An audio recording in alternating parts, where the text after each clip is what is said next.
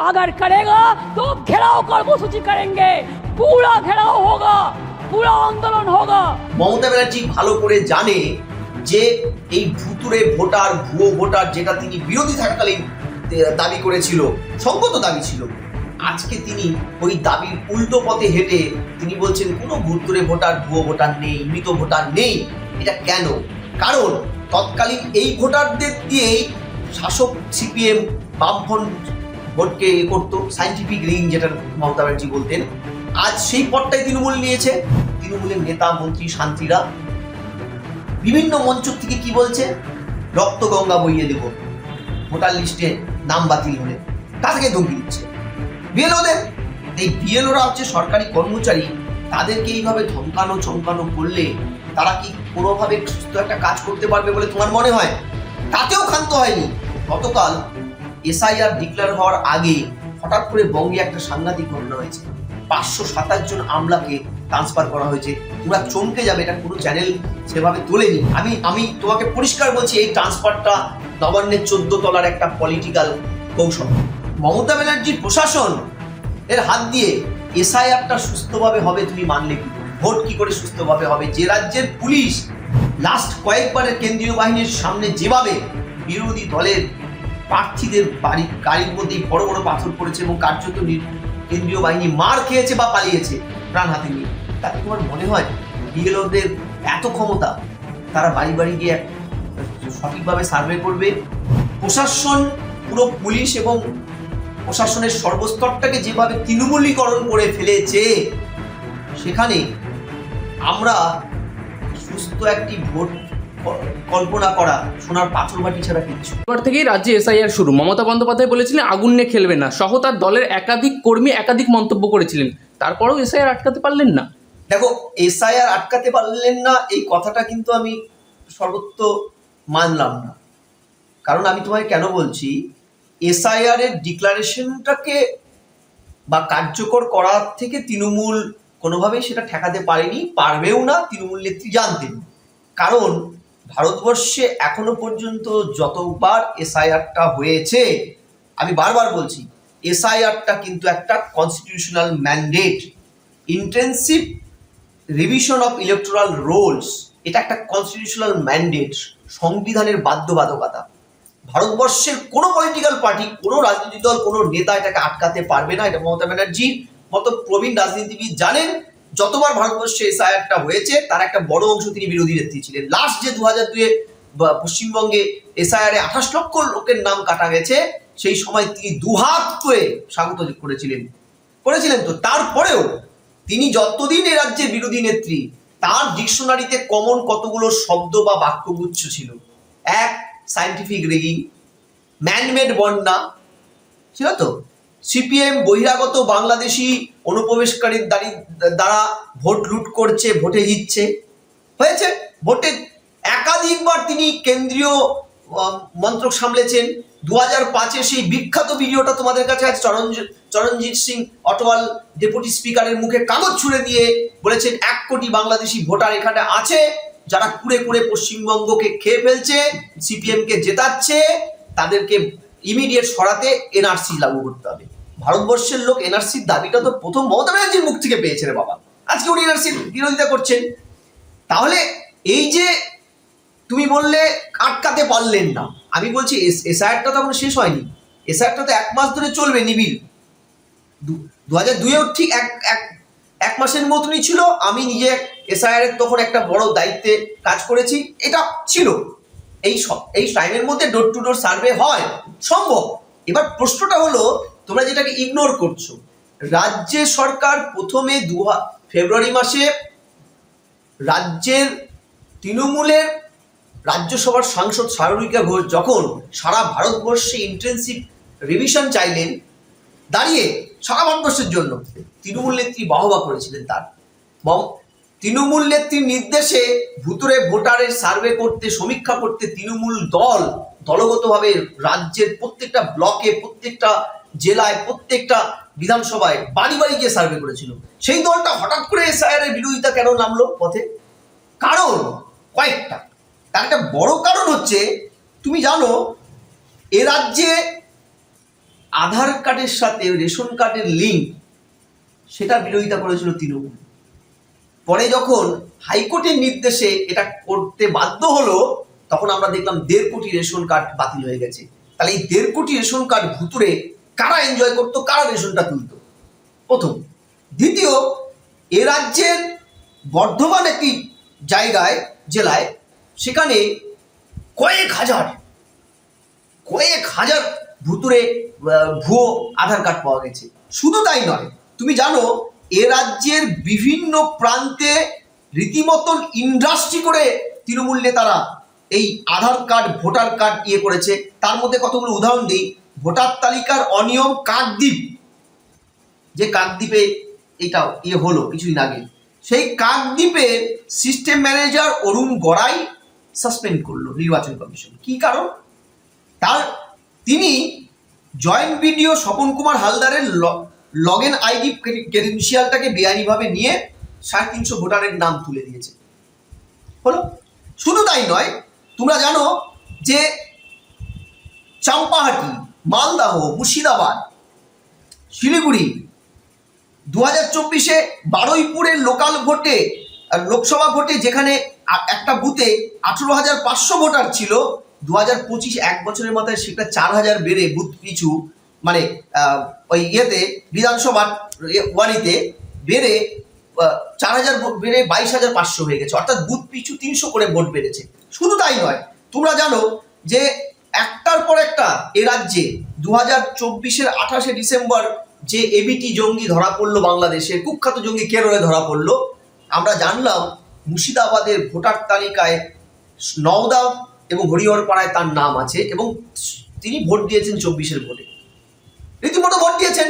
এবং শুধু তাই নয়, তার এপারে বৌদি তৃণমূল নেত্রী রাকিবা খাতুন এই কর্মকাণ্ডটা করে তার নামটা তুলেছে। আমরা মালদাহের রশিদাবাদে পঞ্চায়েত প্রধান লাভলি খাতুনের নামটা জলজল করে জানি, তৃণমূল নেত্রী প্রধান। হাইকোর্টের নির্দেশে তার ওবিসি সার্টিফিকেট এবং প্রধান পদটা বাতিল হয়, তৃণমূল কিন্তু তাকে এখনো তাড়ায়নি। এইরকম ভুরি ভুরি, এই যে আজাদ মন্ডল পাকিস্তানের নাগরিক, বিরাটিতে ধরা পড়লো, ভোটার লিস্টে 2 জায়গায় নাম। কিছুদিন আগে নৈহাটিতে রীতিমতন একজন পাকিস্তানের নাগরিক ধরা পড়লো। গতকাল অর্জুন সিং নিজে দাবি করেছেন ব্যারাকপুরে 400 পাকিস্তানি লুকিয়ে আছে। আমার কথাটা হচ্ছে যে একটার পর একটা ভুয়ো ভোটার। ওই যে কথা আছে না, 2003 সালে চন্দ্রবিন্দুর সেই বিখ্যাত অ্যালবাম জুজু, তুমি গানটা বলতে শুনেছো, অনেকেই শুনেছে, যে আমাদের বুথে ভোট দেবে ভূতে, সত্যি সত্যি 3 সত্যি, বদলে দেব সংবিধান। মমতা ব্যানার্জি ভালো করে জানে যে এই ভুতুরে ভোটার, ভুয়ো ভোটার, যেটা তিনি বিরোধী থাকাকালীন দাবি করেছিল, সঙ্গত দাবি ছিল, আজকে তিনি ওই দাবির উল্টো পথে হেঁটে তিনি বলছেন কোনো ভুতুরে ভোটার, ভুয়ো ভোটার নেই, মৃত ভোটার নেই। এটা কেন? কারণ তৎকালীন এই ভোটারদের দিয়েই শাসক সিপিএম বামফ্রন্ট ভোটকে করতো, সাইন্টিফিক রিং যেটা মমতা ব্যানার্জি বলতেন। আজ সেই পথটাই তৃণমূল নিয়েছে। না হলে কালীগঞ্জের উপনির্বাচনে তোমরা দেখেছো যে মাত্র চোখ বুলিয়ে ভোটার লিস্টে সংশোধন করতে গিয়ে 6,000 এমন ভোটার পাওয়া গেছে, যার মধ্যে 3,500 ভোটার মৃত, আর 2,394 জন ভোটার আছে যাদের অবস্থান, যে অ্যাড্রেসটা দেওয়া আছে সেখানে গিয়ে তাদের পাওয়া যায়নি, অর্থাৎ আনট্রেসেবল ভোটার। তাহলে এটা যদি নিবিড় ভাবে হতো কালীগঞ্জে, তাহলে আমি তোমাকে দায়িত্ব নিয়ে বলছি, ওই একটা বিধানসভাতে 20 থেকে 25,000 ভুতুরে ভোটার ধরা পড়তো।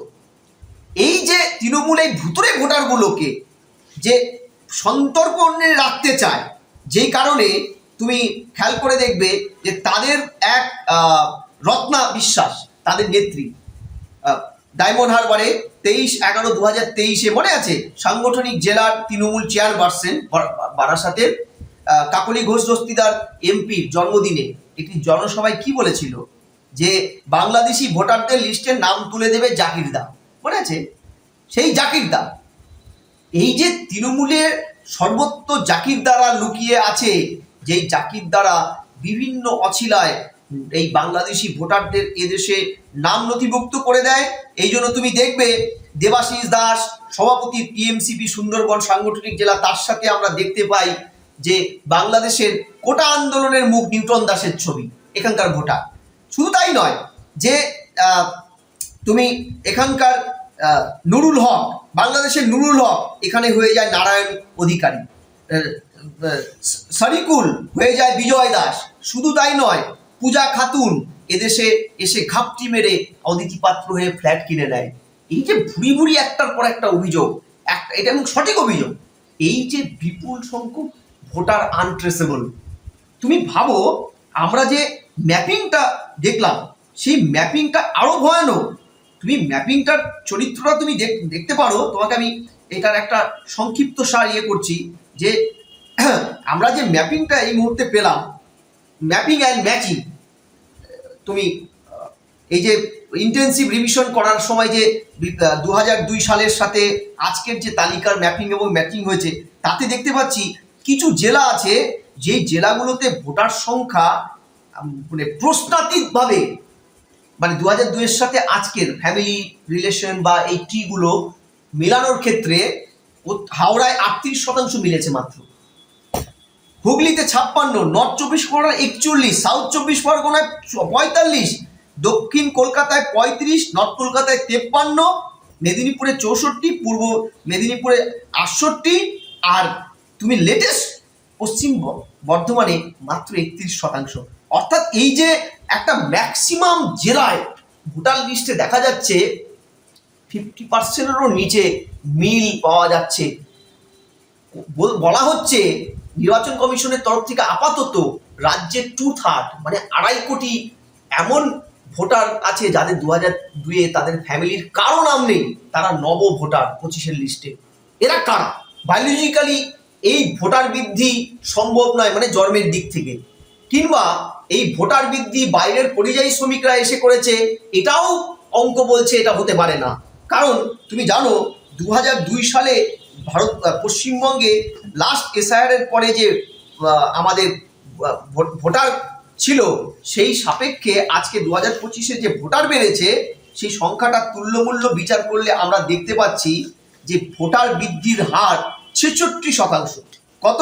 66%। এই 66% ভোটার, অথচ 2002-এর সাপেক্ষে আজকে যেহেতু সেন্সাস হয়নি, ভারত সরকারের minister of statistics and implementation নামক যে দপ্তর, তাদের দেওয়া ডেটা অনুযায়ী 10 কোটি এই মুহূর্তে জনসংখ্যা পশ্চিমবঙ্গে, অর্থাৎ জনসংখ্যা বৃদ্ধি 31%।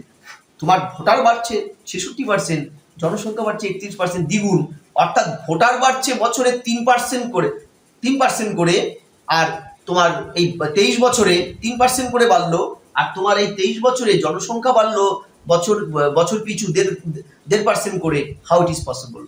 এই যে বিপুল সংখ্যক ভোটার বৃদ্ধি পাচ্ছে, অথচ জনসংখ্যা অর্ধেক হারে বাড়ছে, এই ভোটার কারা?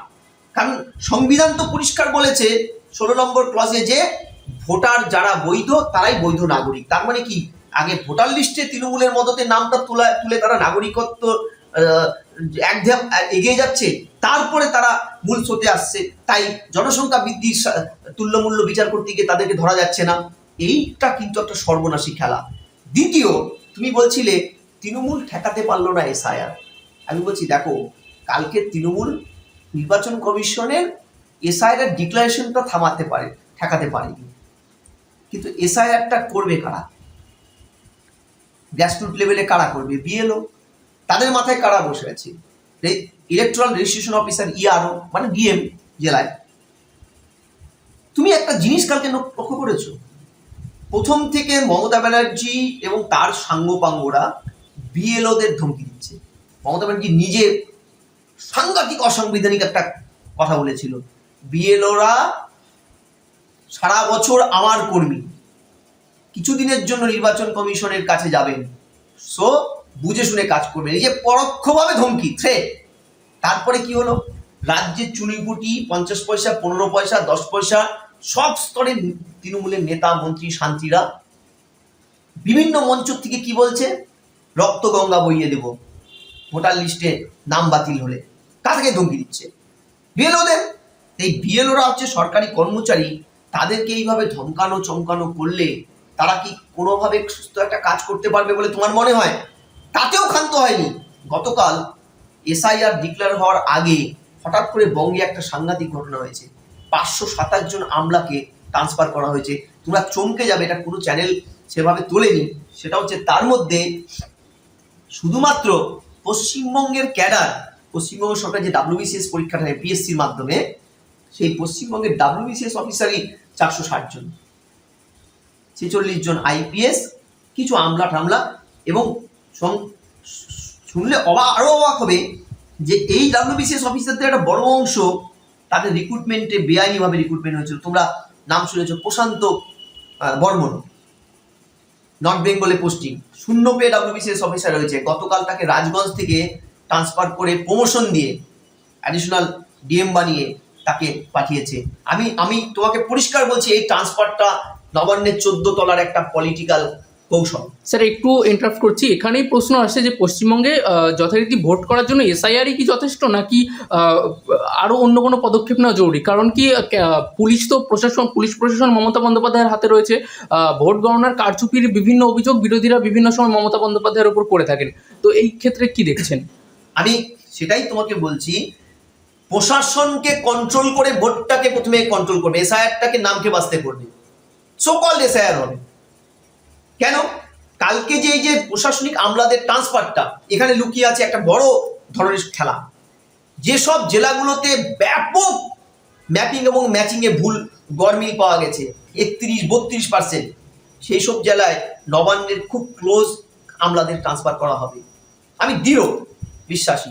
এবং তারা ম্যানুপুলেট করবে এই SIR-টাকে। কারণ নির্বাচন কমিশন যাই বলুক না কেন, কাজটা কারা করে? আমরা, তারা তো রাজ্যের, তাই তো? বেআইনি ভোটার যেখানে বেশি ধরা পড়েছে সীমান্তবর্তী অঞ্চলগুলো, সেই পার্টগুলোতে সবার আগে কিন্তু SIR-এর মাধ্যমে এই মানে ম্যানুপুলেট করে DM বা BLO-দের ম্যানুপুলেট করে ভয় দেখিয়ে ধমকিয়ে চমকে তাদেরকে কিন্তু একটা জায়গায় ফ্রেমওয়ার্ক করতে চাইছে তৃণমূল, লিমিটেড করতে চাইছে। দ্বিতীয়, তুমি সঠিক কথা বলেছো, সত্যি তো, এইভাবে চললে কি ভোট হয়? আমিও আবারও বলছি, এইভাবে ভোট হয় না। কারণ ভোটের প্রাথমিক শর্তটা হচ্ছে মুক্ত, সন্ত্রাসমুক্ত একটা আবর্ত। সন্ত্রাসমুক্ত আবর্তটা পশ্চিমবঙ্গে এই মুহূর্তে নেই। ফলে এখানে কেউ যদি ভোট করতে মানে বিরোধীরা যদি সুস্থভাবে ভোট করাতে চায়, অবশ্যই কেন্দ্রীয় নির্বাচন কমিশনকে কিন্তু এখানে একটা অগ্রণী ভূমিকা নিতে হবে। আজকে তুমি ভাবো যে আমরা নিজে দেখেছি পঞ্চায়েত ভোটে মক্কায় বসে নমিনেশন দিয়েছে, আর এখানকার BDO নীলাদ্রি শেখর দাস, সম্ভবত উলুবিরিয়ার, তিনি নমিনেশন দিয়ে দিয়েছেন। পরে হাইকোর্ট তাকে ভৎসনা করে তাকে মানে নির্দেশ দিয়েছে যে আপনি কি নিজেকে আইনের ঊর্ধ্বে মনে করেন, শাস্তি দিয়েছে হাইকোর্ট, রাজ্য কিচ্ছু বলেনি। তুমি দেখো যে কিছুদিন আগে যে আমরা চরম বিতর্ক দেখলাম যে ডেটা অপারেটর BLO 4 জন, যাদের কেন্দ্রীয় নির্বাচন কমিশন সরাসরি বলেছিল potential amount two criminal misconduct, তাদের বিরুদ্ধে FIR করতে বলা হয়েছিল। করেছি কি? মুখ্য সচিবকে ডেকে পাঠিয়েছিল দিল্লি, 256 নম্বর ধারাটাকে স্মরণ করিয়ে দিয়েছিল কেন্দ্রীয় নির্বাচন কমিশন। তারপরে কি FIR হয়েছিল? হয়নি, সাসপেনশন হয়েছিল। সাসপেনশন নাইদার এ পানিশমেন্ট নর এ স্টিগমা, কোনো কিছু না। 3 মাস বসে বসে বেতন পাবে অর্ধেক, 3 মাস পরে মুক্ত হয়ে ফুল বেতন পাবে, সুদ সমেত বাকি টাকা পেয়ে যাবে। তাহলে মমতা ব্যানার্জির প্রশাসন এর হাত দিয়ে SIR-টা সুস্থভাবে হবে তুমি মানলে কি করে? ভোট কি করে সুস্থভাবে হবে? যে রাজ্যের পুলিশ ভোট লুট না ঠেকিয়ে বিরোধী যারা পঞ্চায়েতে নমিনেশন দিয়েছে তৃণমূলের বিরুদ্ধে, তাদেরকে প্রকাশ্যে ক্যামেরার সামনে তুলে এনে নমিনেশন উইথড্র করতে বাধ্য করছে, সে রাজ্যে অন্তত আর যাই হোক নির্বাচন সুস্থভাবে হতে পারে না এই সরকারকে বসিয়ে রেখে। স্যার বিরোধীরা হাজারো অভিযোগ করেছে যে পুলিশ প্রশাসনের বিরুদ্ধে অভিযোগ করেছে, তারা খোদ মুখ্যমন্ত্রীকে কাঠগড়ায় তুলেছেন।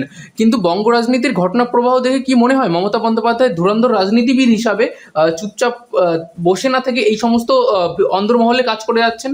একদম, মানে মুখ্যমন্ত্রী মমতা ব্যানার্জি এবং তার প্রশাসন পুরো প্রশাসনিক ব্যবস্থাটাকে যে কায়দায় ব্যবহার করে ভোটটাকে লিমিটেড করার চেষ্টা করছে, তা আমরা আমাদের অতীত অভিজ্ঞতা থেকে কিন্তু জানি। এবং তুমি যেটা বলছো যে পঞ্চায়েত তোমার এখানে ভোট হবে, এখানে সুস্থভাবে এসআইআর হলে পরে বিরোধীরা একটা চরম উল্লাস নৃত্য করছে যে নির্বাচন সুস্থভাবে হলে পরে, মানে আমি বলছি এসআইআর হলে পরে তৃণমূল উড়ে যাবে, আমি বলছি সে উড়ে বালি। এসআইআর করার ঘোষণা করা আর এসআইআর করা এর মাঝখানে কিন্তু হাজার হাজার আলোকবর্ষ দূরত্ব আছে। এসআইআরটাকে সুস্থভাবে কমপ্লিট করে অবৈধ মৃত বহিরাগত অনুপ্রবেশকারী ভোটারদের তাড়াতে না পারলে, অর্থাৎ আপাতত ম্যাপিং এবং ম্যাচিংয়ে যে 2.5 কোটি ভোটারের ট্রেস দেখানো যাচ্ছে না, এদের একটা বড় অংশকে যদি বাতিল না করা যায়, আমি তোমাকে বলছি ও কিচ্ছু হবে না, ওই কাগজে স্টেটমেন্ট হয়েই থাকবে। কারণ নির্বাচন কমিশন তো কেন্দ্রীয় বাহিনী দিয়ে ভোটটা করায়। লাস্ট কয়েকবারের কেন্দ্রীয় বাহিনীর সামনে যেভাবে বিরোধী দলের প্রার্থীদের গাড়ির মধ্যেই বড় বড় পাথর পড়েছে এবং কার্যত কেন্দ্রীয় বাহিনী মার খেয়েছে বা পালিয়েছে প্রাণ হাতে নিয়ে, তাতে তোমার মনে হয় বিএলওদের এত ক্ষমতা তারা বাড়ি বাড়ি গিয়ে সঠিকভাবে সার্ভে করবে, বহিরাগত বাংলাদেশি, পাকিস্তানি, আফগানিস্তানের নাগরিক, বেআইনি অবৈধ নাগরিকদের তাড়াবে, ভোটার লিস্ট থেকে নাম বাতিল করবে, 2.5 কোটি লোককে বাতিল করে একটা সুস্থ ভোটার তালিকা দেবে এবং সেই ভোট দিয়ে মমতা ব্যানার্জিকে ভোটে হারানো যাবে। তুমি বিশ্বাস করো, এগুলো অলিক কল্পনা। স্যার এইখানেই অনেকে মনে করছেন যেখানে বিএলওরা খোদ অভিযোগ করছেন তাদের ধমকির মুখে পড়তে হচ্ছে, আপনিও যেটি বললেন এইখানেই অনেক বিশিষ্ট ব্যক্তিরা মনে করছেন 355-56 ছাড়া কোনো উপায় নেই। আপনিও কি সেই একই দিকে ভাবছেন? আমি তোমাকে পরিষ্কার বলছি, শুনতে খারাপ লাগবে, একটা গণতান্ত্রিকভাবে জিতে আসা সরকারকে আমি একজন প্রফেসর বলছেন 356-55 ধারা দিয়ে ফেলে দিতে, এটা তো কোনোভাবেই কাম্য নয় সংসদীয় গণতন্ত্রে। কিন্তু আমি এইটুকু তোমাকে মনে করি, প্রশাসন, পুরো পুলিশ এবং প্রশাসনের সর্বস্তরটাকে যেভাবে তৃণমূলীকরণ করে ফেলেছে, সেখানে আমরা সুস্থ একটি ভোট কল্পনা করা সোনার পাথর বাটি ছাড়া কিচ্ছু না। এখানে ভোট হবে না, এখানে ভোট করা যায় না। এখানে নির্বাচনের এমন ধারা আমরা দেখেছি যে জিতেছে বিরোধীরা, শংসাপত্র, জেতার শংসাপত্র পেয়েছে শাসক দলের নেতারা।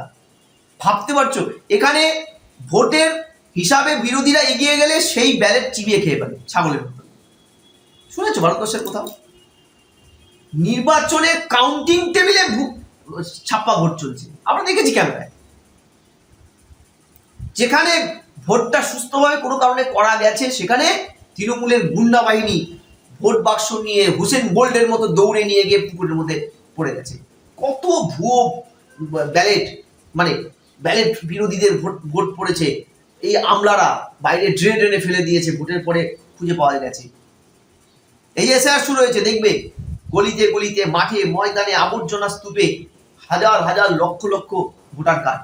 ঠিক যেমন 1.5 কোটি রেশন কার্ড ক্যান্সেল হয়েছিল আধার লিঙ্কের পরে, পাওয়া যায়নি। এই রেশনগুলো কে তুলেছে 10-12 বছর ধরে আমরা কেউ জানি না। ঠিক আমি এখনো বিশ্বাস করি ভোটার লিস্টের আমূল সংশোধনের জন্য, যেটা সংবিধানের রাইট, তোমাকে কিন্তু মনিটরিংটা করা রাখতে হবে। প্রয়োজনে, যেটা কিছুদিন আগে 4 জন আমলার বিরুদ্ধে, মানে বিএলও এবং ডেটা অপারেটরের বিরুদ্ধে কোনো ব্যবস্থা নির্বাচন কমিশন নিতে পারেনি, রাজ্য কারো বিরুদ্ধে ব্যবস্থা নেয়নি, অথচ তাদের বিরুদ্ধে সেকশন 21, সেকশন 13CC, সেকশন 32-এ 3 মাস থেকে 2 বছরের জেল হওয়া উচিত ছিল, যাদের দৃষ্টান্তমূলক, রাজ্য দেয়নি। অর্থাৎ বার্তা দিয়েছে বিএলওদের উদ্দেশ্যে, ডেটা অপারেটরদের উদ্দেশ্যে, তোমরা খুলে খেলো। তুমি দেখো নি শিলিগুড়ি খড়িবাড়ি হাসপাতালে তৃণমূলের নেত্রীর ছেলে ডেটা অপারেটর কন্ট্রাকচুয়াল, ঠিক আছে, সাহা, তিনি কি করলেন? পার্থ সাহা, সম্ভবত পার্থ সাহা, তিনি ভুয়ো বার্থ সার্টিফিকেট ইস্যু করে দিয়েছেন। এটা সর্বত্র চিত্র বাংলার। ভুয়ো ফ্যাক্টরি করে নিয়েছে আধার কার্ড, ভোটার কার্ড। কত বাবা ভাড়া পাওয়া যায় তুমি জানো? বাদুরিয়ায় দৈনিক পেপারে দিয়েছে খবর, বাবা ভাড়া পাওয়া যাচ্ছে আধার কার্ডের জন্য। বাবা মা উভয় বাংলাদেশ থেকে আসছে, বাবা মা আধার ভাড়া নিয়ে ভোটার হয়ে গেছে। যে রাজ্যে তুমি বাস করো সে রাজ্যে বাংলাদেশি ভোটাররা কিভাবে এখানে ঢুকেছে তোমরা তো তার কিছুটা সুযোগ সন্ধান পেয়েছো যে বাংলাদেশি ভোটারদের নামে নথিভুক্ত করতে গিয়ে তোমার যেটা সেই সময়কার নেত্রী 23/11/2023 বারাসাত সাংগঠনিক জেলার টিএমসি চেয়ারপারসন রত্না বিশ্বাস একদম কাকলি ঘোষ দস্তিদারের জন্মদিনের দিন একটি পাবলিক অ্যাড্রেস জনসভায় তিনি কি বলেছিলেন, বাংলাদেশি ভোটাররা আসুন, ভোটার লিস্টে নাম তুলে দেবে কে? জাকির দা তৃণমূল দলে ভরে গেছে, তারা এইসব বেআইনি ভোটারদের নাম তুলে। তাই ওই ওপারের মানে অদিতি খাতুন এখানে হয়ে যায় পূজা খাতুন, এখানে হয়ে যায় অদিতি পাত্র। ওপারের নুরুল এখানে হয়ে যায় নারায়ণ অধিকারী। ওপারের সারিকুল এখানে হয়ে যায় বিজয় দাস। কার মদতে? তৃণমূলের মদতে। সাতরা দিয়ে এখানে 2 জায়গায় ভোটার লিস্টে নাম উঠে যায় তার বৌদির ইয়েতে। তাহলে এই যে চিত্রটা বাংলার সর্বত্র। তুমি মানে ভাবো তো, একটা রাজ্যে কত ভয়ানক চিত্র যে কাকদ্বীপের জয়েন্ট বিডিও স্বপন কুমার হালদারের মানে ক্রেডেনশিয়াল আইডি, পাসওয়ার্ড আইডি নিয়ে গোপনে ওখানকার সিস্টেম ম্যানেজার অরুণ গড়াই নিজে প্রচুর ভুয়ো ভোটার ঢুকিয়ে দিয়েছে, সাসপেন্ড হয়েছে। নর্থ বেঙ্গলের মালবাজারে তৃণমূল প্রভাবিত পঞ্চায়েত সমিতি জেলা কর্পোরেশনে আফগানিস্তানের নাগরিকদের দিয়ে দিয়েছে প্রশান্ত দত্ত নামে একজন তোমার বার্থ সার্টিফিকেট। তাহলে এই কারখানাগুলো চলছে এখানে। ফলে তুমি এই কারখানাগুলোকে বন্ধ করতে দরকার ভয়ানক প্রশাসনিক পদক্ষেপ এবং নজরদারি, যেটা সম্ভব একমাত্র নির্বাচন কমিশনের সক্রিয় মনিটরিং। তা না হলে ওইসব কাগজেই থেকে যাবে এসআইআর, বরং তৃণমূলের ভোট বাড়বে।